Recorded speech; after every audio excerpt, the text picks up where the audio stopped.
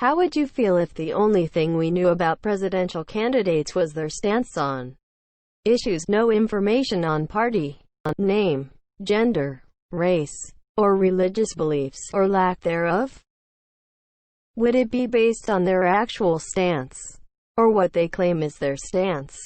How do you verify which is which?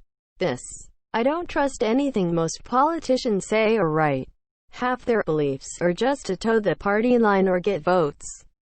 https://538.com/features/trust-us-politicians-keep-most-of-their-promises/ You should look up the philosophical thought experiment called The Veil of Ignorance. It poses a similar question. You have to look at all political, economic, and social ideas without knowing what your socio-economic position is. Paste in the reply from you can tharm a good woman. To give a more accurate description of the experiment, popularly attributed to American philosopher John Rawls, you have to look at all that and then design a society that you would want to live in. But the catch is, you don't know what your position will be. You might be at the bottom. You might be at the top. The idea is that you'll try to make the society as equitable as possible. Kind of like the kid who cuts the cake doesn't get to pick his slice. I don't think it would work. It's very easy for a politician to take a verbal stance on an issue. It's different to see their actual history and actions. Politicians would just sound as vague and non-committal as possible, which they usually already do. And we wouldn't be able to hold them accountable if they were being dishonest about their actual platforms and beliefs. It would just cause more problems. If anything. Edit. Wow, this blew up. Please don't vote for Michael Bloomberg in the primaries. They'd lie even more to get elected than they do now. Bloomberg, a 33 years old, 6'4", 240 pounds blonde guy with blue eyes, six-packs and mixed parents would never do such a thing. They already lie. At least lie without any labels. It should be like the blind auditions on The Voice. The Choice. Even better. Make them wear costumes like The Masked Singer. The Masked President. God, this is such a Reddit post. I seriously wonder how someone could read the title and think, yes, this is a great idea and would totally work out just fine.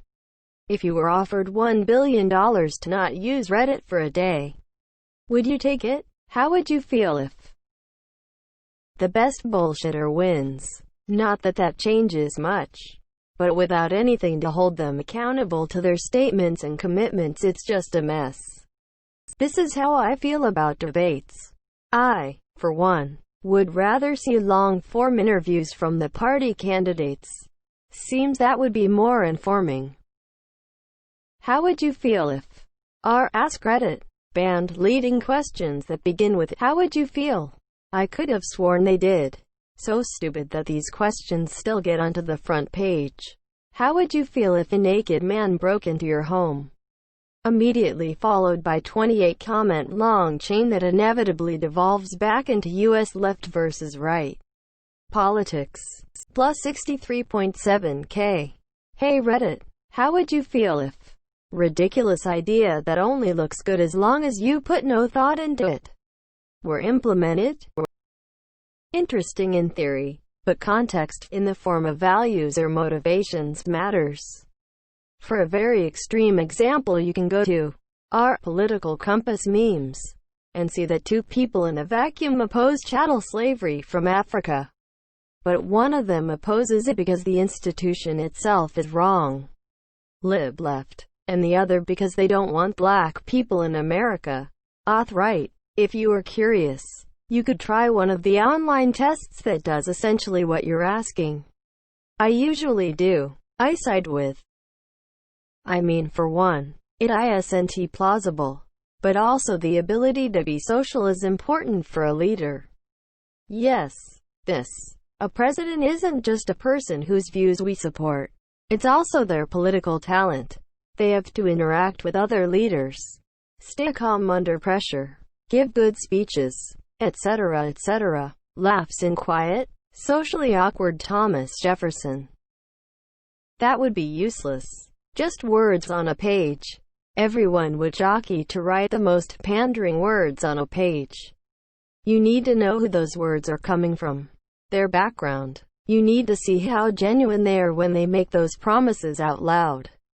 No more useless than our current system, which is pretty much just who is the most genuine sounding liar.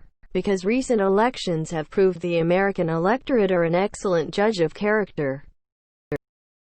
LMAO at all the supportive comments. It's really one of the dumbest idea I've ever read about elections. You realize a person can lie about their stance, right? Okay, so now you have 400 candidates who all say their stance is whatever is highest polling, or a slight variation thereof.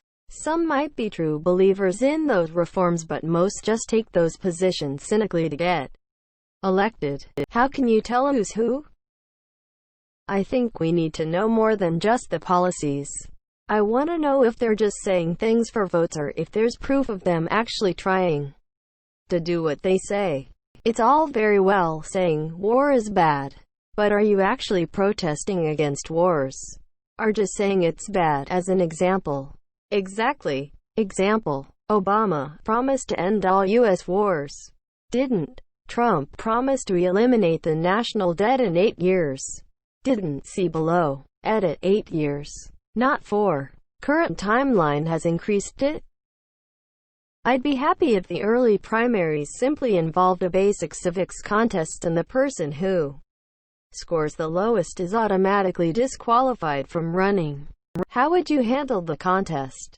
And how would you ensure that it's not biased or gamed?